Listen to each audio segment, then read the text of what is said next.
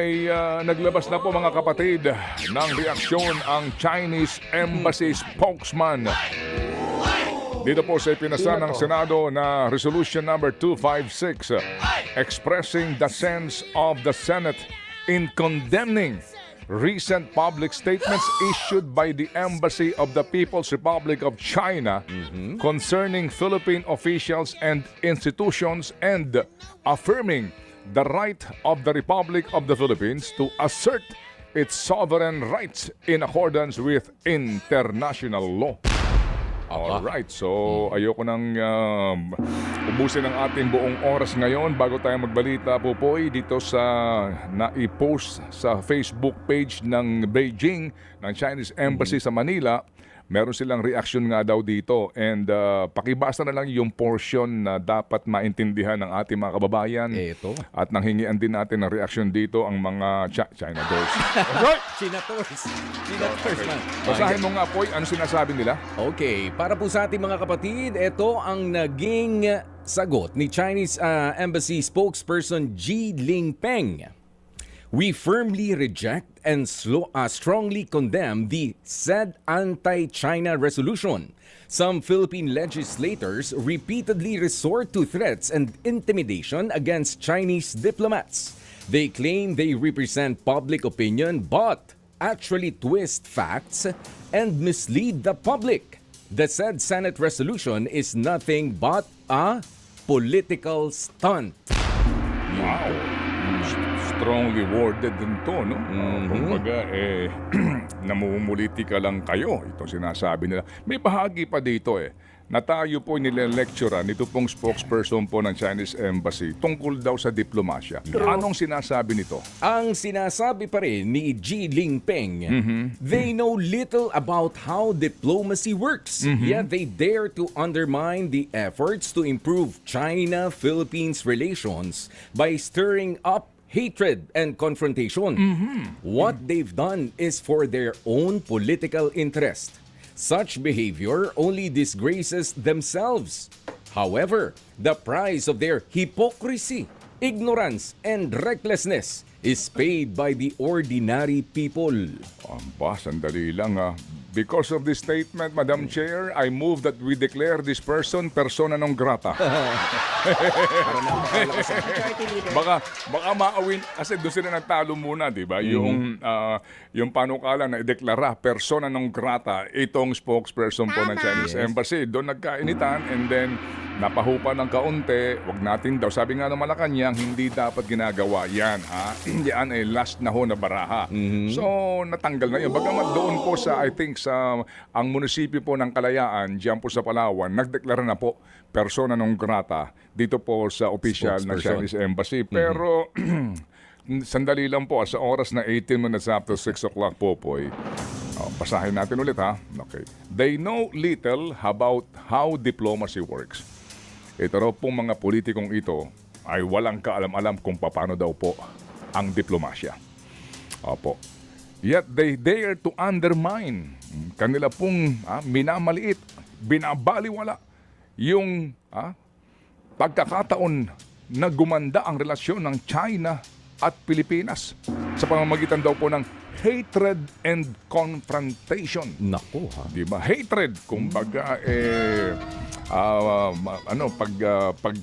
pagkamuhi. Ginigising yung galit. At komprontasyon. Paghahamon. Sino ba nagwa-water cannon sa inyo? Sino nga ba? Sino ba ang bumabangga sa mga sa mga katiting lamang nga naliit ng ating barko? Sino ba ang naghahamon sa lahat ng dumadaan sa airspace ng Pilipinas? Sino ba nagre-radio challenge? At sino ba yung labas-masok sa ating exclusive economic zone? Mukha yatang nasa ibang planeta itong spokesperson ng Chinese Embassy. O baka hindi naman siya nakaka-receive ng mga report na sila pala yun. Kasi doon pa lang sa unang statement, Manong Ted, di ba, may nagre-resort daw tayo sa threats and intimidation against the Chinese diplomats. what they have done is for their own political interest. Such behavior only disgraces themselves. Talaga naman, ha? However, the price of their hypocrisy, ignorance, and recklessness is paid by the ordinary people. Mr. Spokesperson, yung ordinary people po sa amin, itong mga mangingisda na binubulabog nyo. Yung mga mangingisdang Pilipino, na tinatanggalan po ninyo, inaalisan nyo po ng pagkakataon na makapaghanap buhay. Sila po yung mga pangkaraniwang mamamayan po namin. Yun. So, back to you. Pero ganito ba talaga, Manong Ted, ang salita ng isang diplomat? Masyadong too strong for a diplomat. For me, for me. For me lang. Hindi. Di ba? Tama eh. Oo nga, kaya nga, di ba? Alam niyo ho yun, they know little about how diplomacy works. Talking about diplomacy, ha? Tell me about it, sir. Anyway, ako, kinukuha ko na lang ito sa kanyang entertainment value. Okay, ina-entertain tayo nitong spokesperson po ng Chinese Embassy. Ewan ko na lang kung may tatayo sa Senado mamaya at ipapagtanggol ito. Alright, sige. So, good morning sa ating mga suki. Kawawa naman, Manong, yung mga hindi na makakapunta sa China, sa Hong Kong, sa Macau, na mga diniklara na rin di ba? Ganon. Yung mga opisyal ng ng kalayaan. KIG. Hindi, tsaka, As if gusto kasi nilang po dito ang pumunta. pinanggagalingan nito ho kasing galit din po ng China. Hindi lang po dito kay Commodore Tariela na nagiging effective ka. Kasi, dun po sa naging, alam niyo ho ngayon, maaring may mga tumututol sa pamamaraan na ginagamit ni Commodore J. Tariela, ha. Pero ang nililikha nito ay public awareness. Lalo hong napag-uusapan tong isyong ito. Hindi po ba? Ginagalang natin ang ilang pong opinyon ng iba tungkol po dito sa sinasabi po nila how we have to treat China despite itong kanilang ginagawang abuso po sa atin.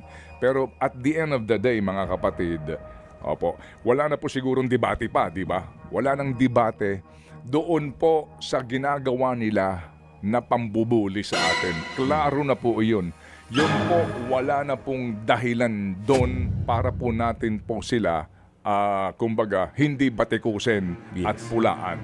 Hindi po ba? O sige, so yan po yun. Ito ho yung laman ng statement ng spokesperson po ng Chinese Embassy. Hindi ko lang alam kung ito ba ay kabuuan na po ng Chinese Embassy, pati ho ng ambassador, o ito po lamang ay doon ay nanggagaling sa kanila pong spokesperson na si Ji Lingpeng. Pero di ba? By the way, sir, Konghai Patchoy, lapit na ang Chinese New Year, ha? Kailan ba? Anong date nga? 17 yata or 19. Pagkatapos ng Valentine's Day. Okay. Okay na po ako. Okay na po ako. No need na take ko, Wala na. No need na. Ayaw mo, tikoy. May siopaw na ako. Siopaw, meron na akong tinanggap na hopya galing kay Ma'am Aida.